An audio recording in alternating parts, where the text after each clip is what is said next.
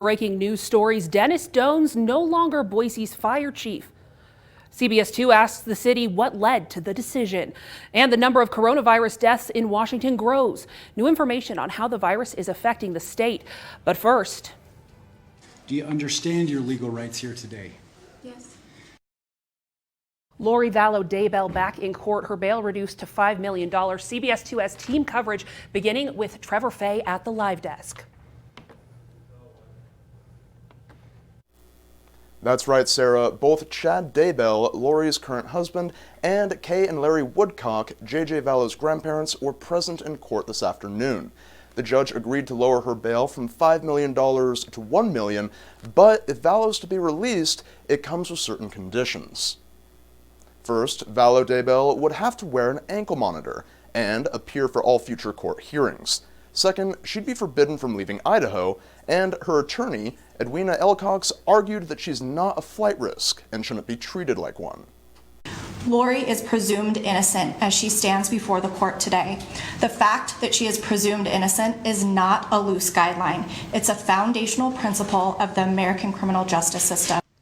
As we've said before, Your Honor, the defendant tried. The prosecution had asked the judge to keep her bail at $5 million, saying she defied previous court orders. Vallow Daybell faces several charges, including desertion and non-support of children. Her children, Tylee and JJ, haven't been seen since September. Now, there is a preliminary hearing scheduled for March 18th and 19th at the Madison County Courthouse at 9 a.m. At the live desk, Trevor Fay, CBS 2 News. Lori Vallow Daybell was arrested just over 2 weeks ago on Thursday, February 20th. A lot has developed since then, and CBS 2's Brian Morin has a look at the timeline of events since she was put behind bars. Over the past 2 weeks, a lot has unfolded in the Lori Vallow case.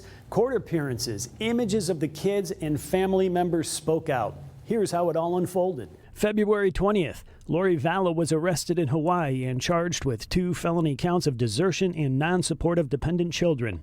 She was also charged with resisting and obstructing officers and contempt of court, all for not producing her 2 children, Tylee Ryan and J.J. Vallow. The warrant set bond at $5 million.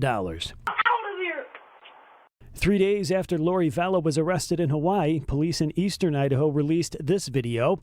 It's the last known video of J.J. Vallow playing in his apartment courtyard. A neighbor's doorbell camera captured the images.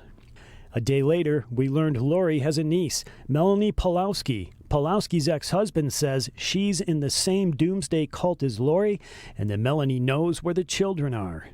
Then on February 26th, some tough justice. I am firmly establishing and confirming what I previously said at the hearing, last hearing. So bail is confirmed at $5 million. Vallow wanted her bail reduced. The judge was having none of it. She remained behind bars until her extradition back to Idaho. The next day. You never expect anything like this to happen, and we're in a position where I had to hear everything through the news, and I can't reach out and talk to my family, and it's really, really hard. That's Colby Ryan, Lori Vallow's oldest son, on Dr. Phil. A number of family members who want to find the missing children shared their stories that day. 2 days later, on February 29th, East Idaho News reported that Chad Daybell returned to Rexburg from Hawaii. Chad has not been charged in connection to the case. Then yesterday. Welcome back, Lori. Where are your kids? Just tell us where your kids are. Where are your kids? Anything you want to say, Lori? Anything you want to say? Vallow touched down in Idaho for her first court appearance in Rexburg. Also yesterday, the FBI released the last known pictures of Tylee Ryan at Yellowstone with her mother, brother, and uncle. Police are now asking anyone who was in the park on September 8th to look through their photos and see if they inadvertently captured pictures of this truck or photos of the family. Brian Morin, CBS 2 News. Thank you, Brian. And we continue our team coverage on Lori Vallow.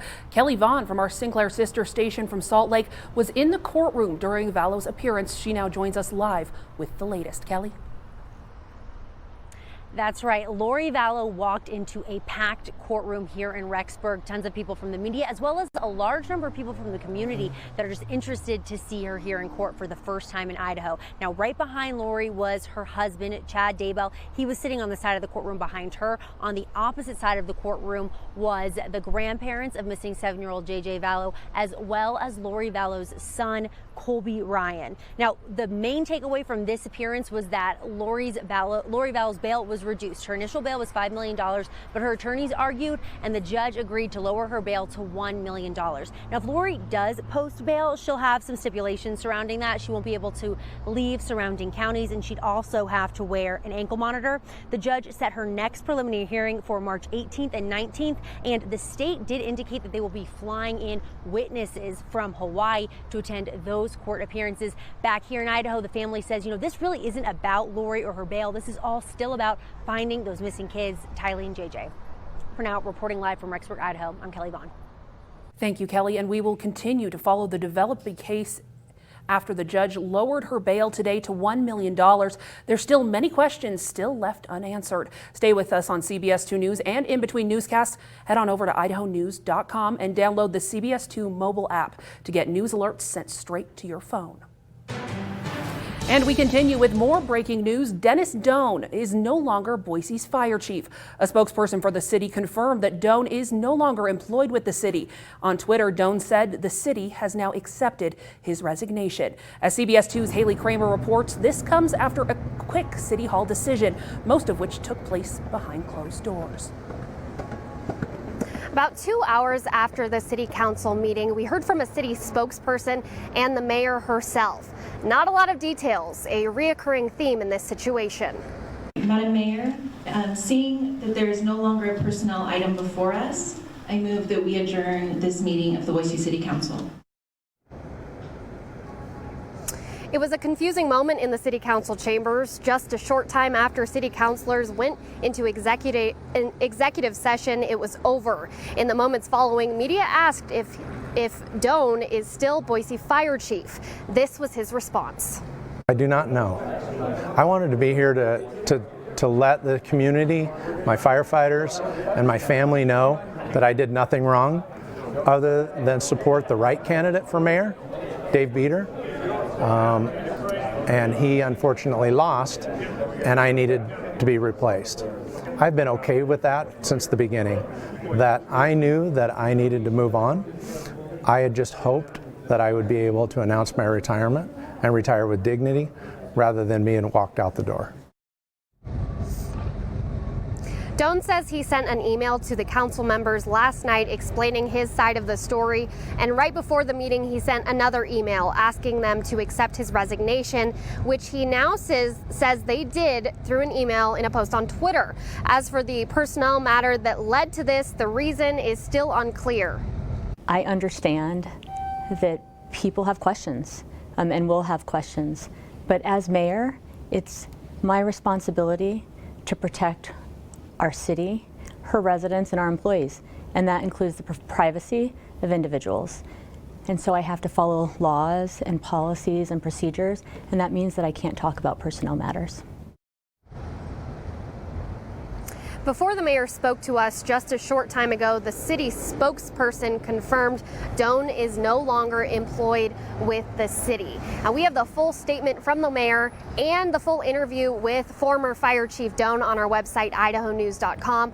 We also reached out to Doan for comment. Now, we're still trying to answer some of those unanswered questions that you have. When we know more information, we'll bring that to you here and on our website, idahonews.com. Live in Boise, Haley Kramer, CBS 2 News. Mayor McLean named Deputy Chief Romero Gervais as Boise's acting fire chief. Gervais also served as Boise's fire marshal. We put in a special request to speak with the acting chief. The response from the mayor's office is he's unavailable. So what's next for the Boise Fire Department and for Dennis Doan? We'll bring you the latest here and on idahonews.com.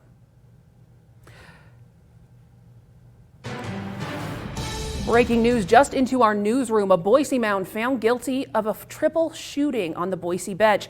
He will serve 50 years in prison. Anthony Alcala shot and killed 19-year-old Brianna Martinez and injured 2 others back in April of last year. The judge says Alcala will not be eligible for parole for the first 20 years of his sentence. And a State House today, an emotional public hearing on one of the most polarizing topics this session at the State House. A Senate committee has taken up the House-passed bill to ban transgender females from playing girls' and women's school sports in Idaho. Coming up in 30 minutes, the emotional public testimony heard today by the committee and what's next for the bill. Well, the House has passed a 1-year statewide property tax freeze. The bill will go to the Senate. As a resident of the Treasure Valley, Representative Meg Kieska says one of her biggest priorities is looking at property tax rises. She told 670 KBOI today that she supports the freeze. If it goes through the Senate and is approved, that would really help just put everything at a standstill. It's not going to give less to the cities and counties, even though it's going to give less than anticipated for next year. It is going to just freeze everything, allow us to have an interim committee, and then to discuss some options for next session. Currently, taxing districts on the county and municipal levels throughout the state can increase property tax budgets up to 3% a year. This bill would freeze that property tax portion of those budgets from increasing at all in the fiscal year of 2021. And the property tax freeze is opposed by local government officials, saying it would hurt their ability to deliver needed services in their communities. Scott and Kristen McPeak are leading on reporting on the legislative session. Watch for their stories here on CBS 2 New and IdahoNews.com. And new cases of coronavirus are confirmed in the U.S., and now the death toll climbs to 14. All but 1 are in Washington state. The 3 new deaths were patients treated at the Evergreen Health Hospital, where now 12 of the deaths have occurred. Vice President Mike Pence also announced today that 21 people on the Grand Princess cruise ship tested positive for the virus, 2 passengers and 19 crew members.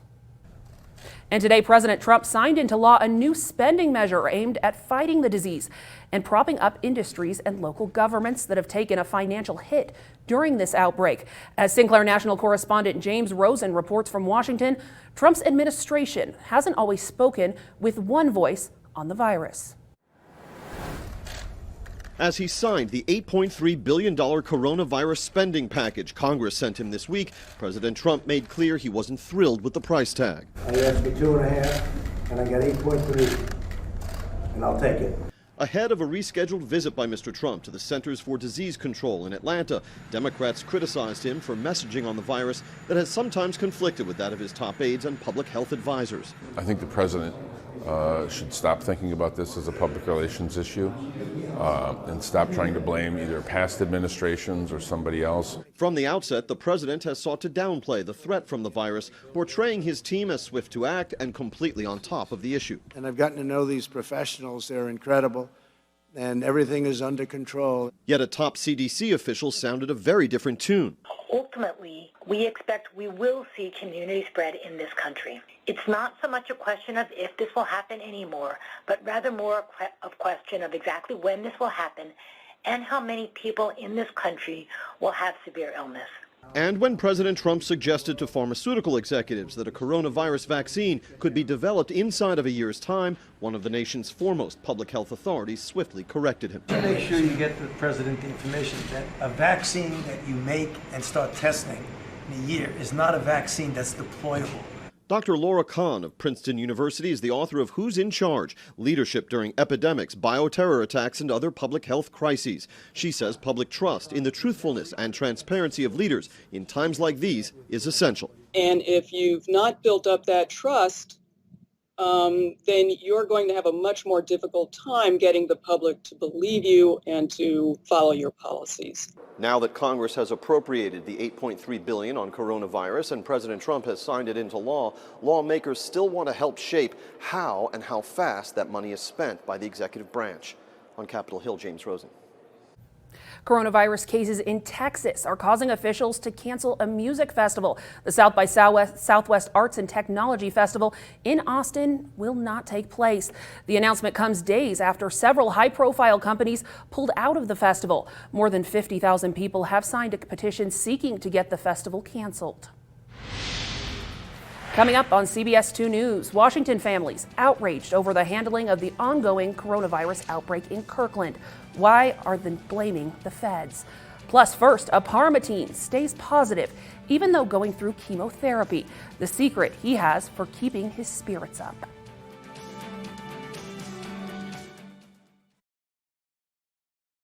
Continues to rally around a Parma teen diagnosed with a rare brain tumor. We've introduced you to Coleman before. He's working to restore an old classic car, and CBS 2's Haley Squires went along for one of his weekly chemotherapy sessions. She shows us the drive that fuels this 15-year-old to keep fighting. Like a kid having to do chores before he can play, Coleman knows sometimes you have to do things you don't want to do. But not all teens have to go through weekly chemotherapy sessions. It's a day that could easily feel like forever, but Coleman says he knows the secret to getting through it. I make a joke out of it. That's really all I can do about it. Coleman's parents say they support his way of getting through, but it's still hard. This isn't a little thing. I mean, you're going through chemo injections for, to be a kid. Whether or not he looks like a kid or acts like a kid, he's still only 15. As a mother, you want to reach in and you want to do it all for him because that's what mothers do. They try to make their children's lives easier, and you have to hold yourself back. I have to hold myself back. Coleman isn't just strong for himself, he wants to be strong for others too. And he does that by giving something away. When you get poked for your IV so you can get your blood drawn for your labs and your chemo, they give you a coin for a little vending machine full of little toys and trinkets. So I figured I'd start leaving them for those little kids that just come in here and they don't want to go through this anymore, and maybe they can go out with an extra toy. His parents say it's their favorite part of the day. It's a very proud moment to see that he wants to do something even just such as simple as just that little trinket, just that little toy, to help some other kid smile for just a minute. This is Coleman regardless of what he has going on. He is this way 24/7.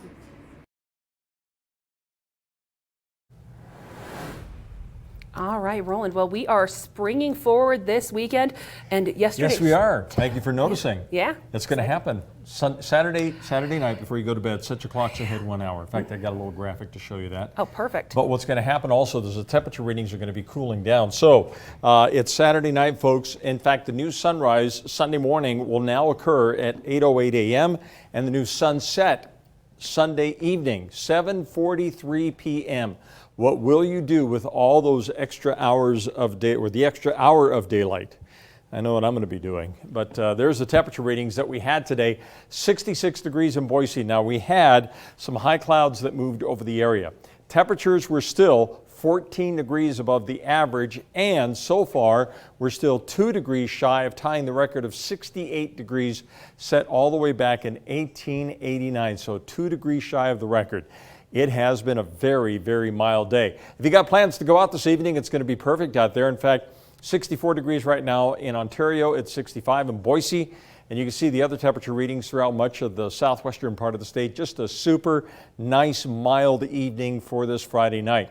Then tomorrow, things are going to start cooling down. The cloud cover that we're seeing today is kind of like the precursor to the front that swings into the state through the day tomorrow. If you got plans to go skiing or any kind of activities up in the mountains tomorrow, please be ready for at least cloudy skies and a little scattering of showers. The snow levels are going to be right around 5,500 feet. So if you're lower than 5,500 feet, you'll see either rain, snow mix, or rain showers above that. If you're going skiing up in the mountains, we will probably see a little bit of snow. So the forecast looking like this. Here's the moisture. This is the weak front that's headed this way. This is all the cloud cover that we're seeing that's being energized in the atmosphere courtesy of the approaching front. Now, this is what's going to swing into the state tomorrow. As the front approaches, there's not a lot of moisture or dynamics associated with this. So I'm going to say just a few showers and maybe even an isolated thunderstorm in the Treasure Valley with a little bit of mountain snow. And then the drier conditions are going to be following on Sunday. So tomorrow in the morning, there you can see, here comes the approaching front. But watch what happens as it swings into southwest Idaho. Yeah, the mountains get a little snow, but here in the Treasure Valley, just not a lot of moisture for us. 7-day forecast for the Treasure Valley. We will go with a few showers, maybe an isolated thunderstorm tomorrow afternoon, especially if we get any breaks in the clouds, and then drier conditions on Sunday. And look at what happens next week. Sarah, that's lots of sunshine with temperatures in the 60s. Yeah, it sounds great, but we need to get some rain and snow. Yeah, we do. How's our snowpack doing? Yeah, sure is. It's dry out there. Needs a couple more big ones for our mountains, definitely. All right, thank you, Roland. Well, coming up on CBS 2 News, smart car technology comes at a price, and it can also cost more to repair. Why Consumer Reports says the benefits still outweigh the bigger bill.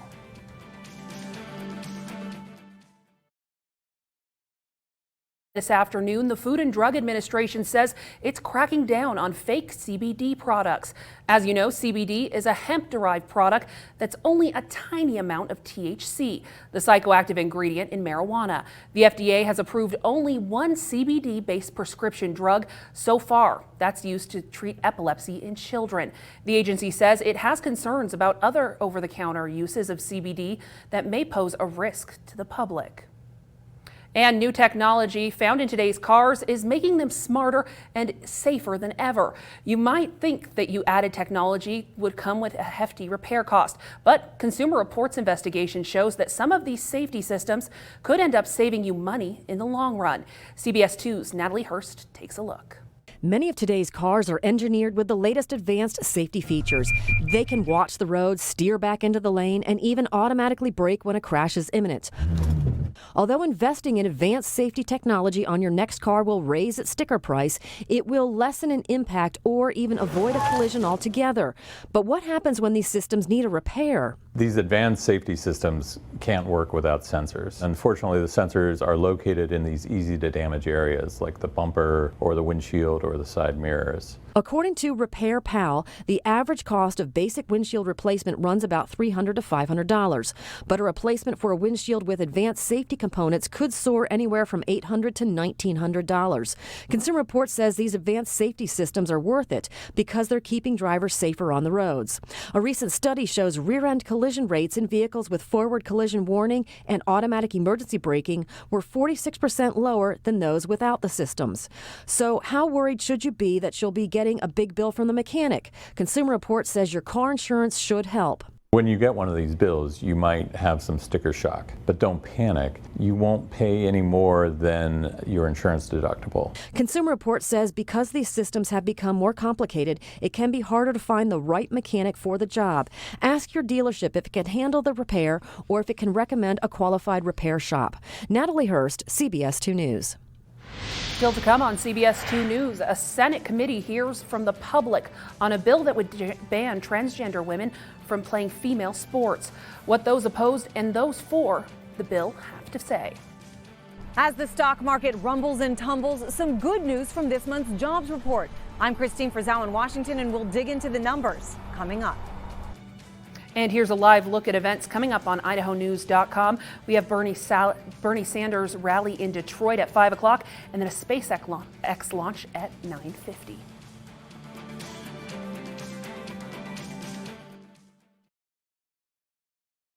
Legislative Watch, an emotional public hearing today on one of the most polarizing topics this session at the State House. A Senate committee has taken up the House-passed bill to ban transgender females from playing girls' and women's school sports in the state of Idaho. CBS 2's Scott Logan has some of today's testimony. The public hearing in the Senate State Affairs Committee was calm and civil considering the raw emotions at play. Some critics of House Bill 500 call it a non-issue in a culture war.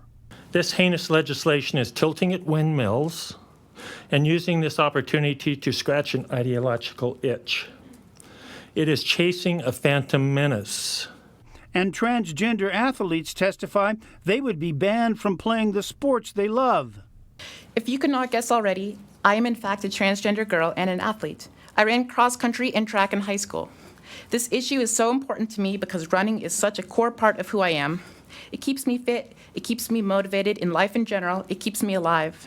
Other opponents expressed concern about invasive tests on young girls to prove their true biological sex. Tracy Olson is a former school nurse.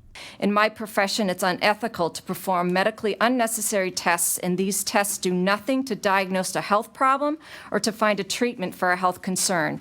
But the bill's supporters, including the original House sponsor, say the extent of testing has been misstated by the media, as has the true goal of the measure. It is about protecting opportunities and continued opportunities for girls and women in sports. That is all this bill is doing. Some in favor of the bill say everybody wants the same thing: fairness. Although men and women are equal in value, we are unequal in ability, and this is why we have Title IX sports. Here I am, a world champion. All of this has been made possible by Title IX protecting my rights as a female-sexed athlete.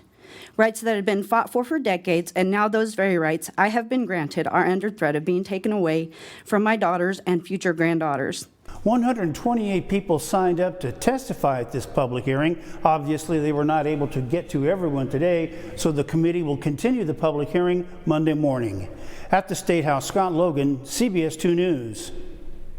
And some positive news on the job front this afternoon. 273,000 jobs were added in February.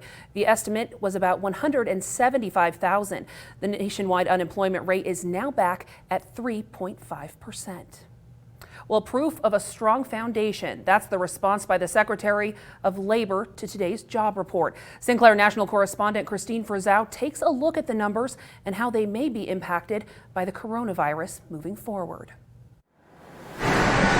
By all accounts, the jobs numbers for February once again exceeded expectations. 273,000 jobs added, with the unemployment rate remaining at 3.5%. The administration is actually off to the best 2-month start since President Trump took office. Eugene Scalia is the U.S. Secretary of Labor and predicts the strong labor market will soon mean wages will be pushed up at a faster rate. We've got a really, really healthy job market right now, a good market for workers. I do think it enables workers to get better wages and benefits of other kinds too. In the healthcare sector, 57,000 new jobs were added. An unseasonably warm February may have factored in to a good month for construction workers, with 42,000 new jobs. Bars and restaurants saw a notable jump as well, with 53,000 new jobs added. President Trump crediting coronavirus fears and canceled travel as a potential reason for the bump. We're going to have Americans staying home instead of going and spending their money on other countries, and maybe that's one of the reasons the job numbers are so good. We've had a lot of travel inside the USA. Now, it is important to note that some of these data were collected before the outbreak and spread of the coronavirus in this country. The Secretary of Labor told me there is a chance when we get these jobs numbers a month from now, they won't look nearly as good. I think that there are going to be some effects on some companies, we know from the coronavirus. I think we have to continue to plan and prepare for a range of possibilities. Those possibilities include hits to the airline industry, with some already cutting back on domestic and international flights. Potential future job losses credited to public events being canceled. As stock market losses lead to new financial concerns and uncertainty, economists say it could lead to a slowdown in hiring. In Washington, I'm Christine Frizzau. Well, the coronavirus is impacting the housing market, but in a good way. Since interest rates have gone down, there is a resurgence of buyers. The mortgage rate for a 30-year fixed loan has dropped over the past 2 years and is now at the historic low of just 3.29%. Advisors say this is a great time to buy or refinance your mortgage. Investors who are worried about the economic impact of coronavirus are buying safer U.S. Treasury bonds, and that's pushing down rates for the 10-year Treasury. That's important because mortgage rates often key off of the 10-year Treasury. Refinance applications are up 224% in the past year. But before you refinance, you should determine if it's the right move for you. You want to determine, if I were to refinance, how much would I save every month? And then how long will it take me to recoup the closing costs if I do see a drop in my monthly mortgage payment. It may not make sense for you, especially if you're not sure whether or not you're staying in the home over the long term. And Italy is struggling to contain the coronavirus outbreak. The country now taking steps to try to boost the economy, which has taken a massive hit with tourism coming to a halt. The coronavirus is spreading faster through Italy than any country in the world. While China has seen a recent slowdown in new cases, the coronavirus has rapidly swept through Italy, with more than 3,800 people testing positive for the virus and at least 148 related deaths. Millions of tourists are canceling trips due to the outbreak, and businesses are feeling the strain. The Italian government already taking steps to keep businesses afloat, vowing nearly $8 billion in aid. Lawmakers have also canceled school for the next week and put some cities on lockdown, particularly in northern Italy, where a majority of the cases have been reported.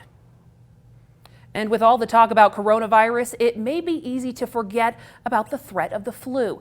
The Centers for Disease Control and Prevention reports that the flu has killed 136 children, and the hospitalization rates among children up to 4 years old are now the highest the CDC has on record for this point in the season.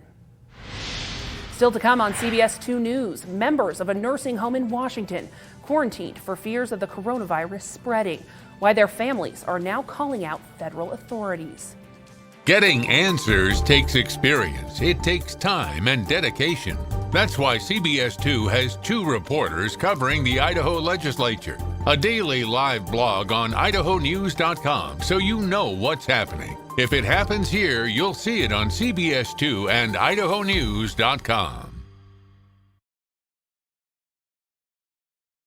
Out federal authorities outraged over the ongoing coronavirus outbreak in Kirkland, Washington. From outside the Life Care Center, families demanded more to be done from the feds to protect their loved ones inside. Patrick Quinn talked to the families to find out why they're blaming the feds. Pat Herrick got a phone call this morning saying her mother Elaine died at Life Care. 7 hours later, she got another call. This one a mistake, saying her mother was alive. And I said, that's bull. My mother died at 3:30 this morning. Pat, now grieving, said this error represents underlying issues, with more ambulances than federal health officials on site since the outbreak.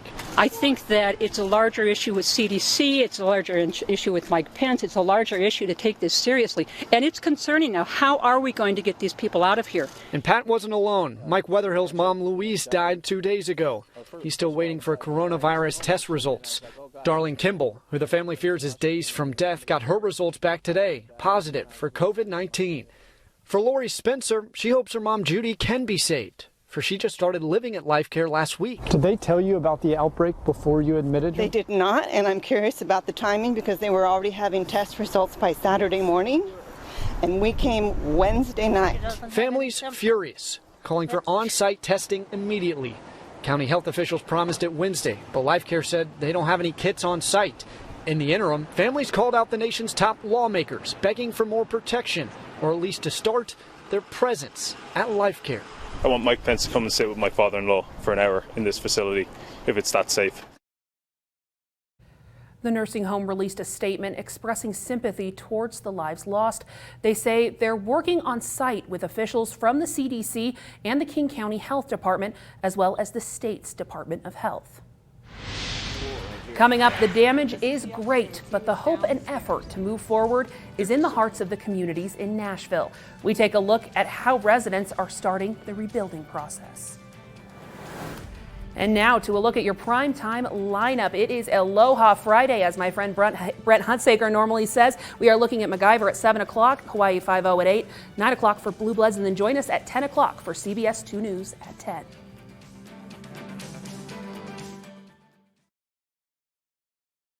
Coronavirus, work, home, school, what to do. Plus, she was arrested after her children went missing. Will she reveal what happened? And how an old man learned how to smile. Coming up on the CBS Evening News with Nora O'Donnell. Most of the people who have been missing in the Tennessee tornadoes have been found, but there are still family members lost. David Winter joins us now from Cokeville, Tennessee, with efforts to reunite people with pets lost in the storm. And the whole ceiling and stuff was on top of the kennel, and it wasn't even dented. And there he was, just not a scratch on him. So he was like underneath this floor right here. Yes, this is the upstairs. He was downstairs. There's a silver lining around the dark cloud that brought a deadly tornado to the home where Tanya LeClaire's brother and mother lived. How does anybody walk away from this? Tanya's mother lost everything in the storm except her life and her son. They miraculously survived, but for 48 hours, her 4-month-old beagle, Tennessee Tucker, and 10-year-old golden retriever, Abby, were missing. Outside of us kids, that's all she wanted to know is, where's Tucker, where's Tucker? So we have a variety of pictures of animals that we know were reported lost as a result of the storm. The list is long at the Cookeville-Putnam County Animal Shelter of lost pets due to the tornadoes. If we can help in our one little way is try to facilitate them getting an answer to where that missing family member is, and we're absolutely happy and eager to do it. She's a lovely, sweet, wonderful little dog. So we just want her to come home. Kevin and Amy Hawkins lost Bones during the storm. Our little schnauzer at home is missing her. That's her little buddy. So she runs back and forth to the door and can't find her. So they're very sweet. They were scared. They slept with me last night. Someone turned in these two little guys to Gail Garrison, who's holding pets for people. Gail was notified that the woman lost her home and her dogs, but either because of a lost phone or general lack of communications in the area, she cannot be reached. I don't even know if she knows they've been found yet. When the woman who belongs to these pups does finally learn they are safe, it will be a small blessing after such great loss, just like with Tanya LeClaire's family. That's what I told the rescuers. I said, somewhere here, underneath this, there's a dog. And they found him, and he was fine.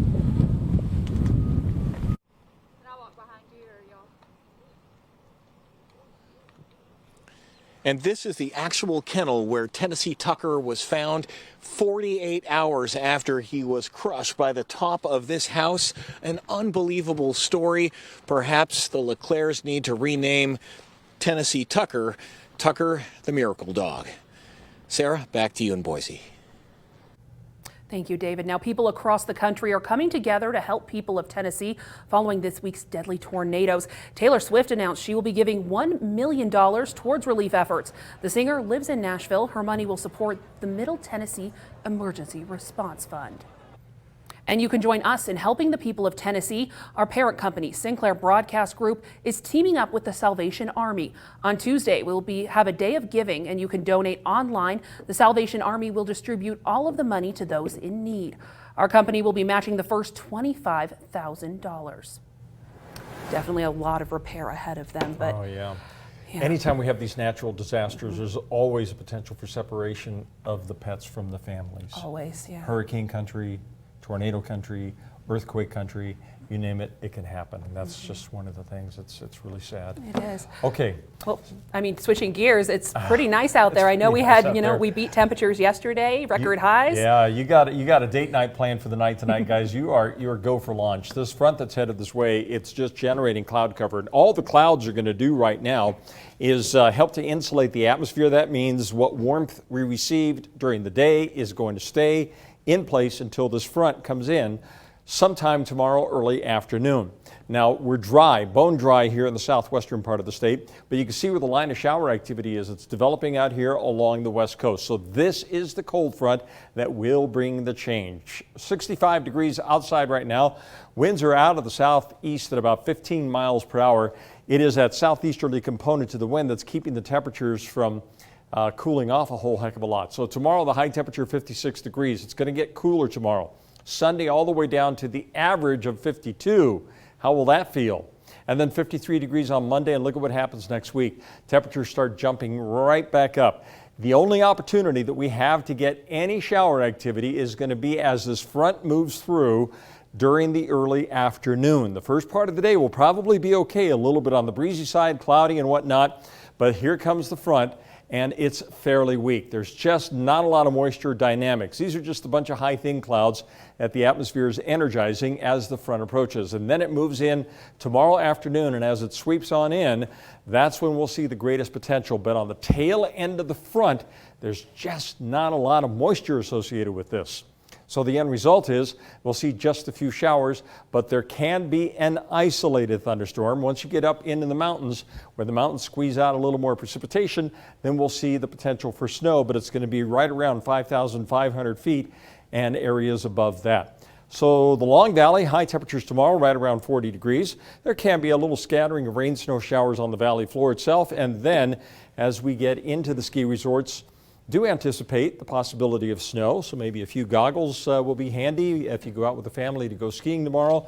Should be overall a good day because it's not too cold, not too bad. Emmett at 55 degrees tomorrow, Payette at 55. We'll say few showers, isolated thunderstorms throughout the rest of the Treasure Valley. But we could see some sunshine mixed in there as well. Boise with a high of 56. The low tonight, super mild at 45. And you folks in Idaho City will only see a high temperature tomorrow of 50 degrees. 7-day forecast for the valley. Let's go with a few showers possible, maybe an isolated thunderstorm tomorrow afternoon. Partly cloudy on Sunday, looks nice and cool on Sunday. Mostly cloudy on Monday, and then it just goes dry after that, guys. Tuesday, Wednesday, Thursday, and Friday. Lots of sunshine with temperatures pushing back to unseasonably warm levels in the low to mid 60s. I am liking those temperatures, though, and that sunshine. Yeah. You know, you can't beat those beautiful bluebird skies across Boise. I do like that, but we're supposed to be getting a lot of, showers. And mountain snow, and snowpack levels are not looking good. Yeah, I believe last time I looked, they were at 88% of normal, so we still have a couple more storms we need to have move in. We really got to start catching up. Well, thank you, Roland.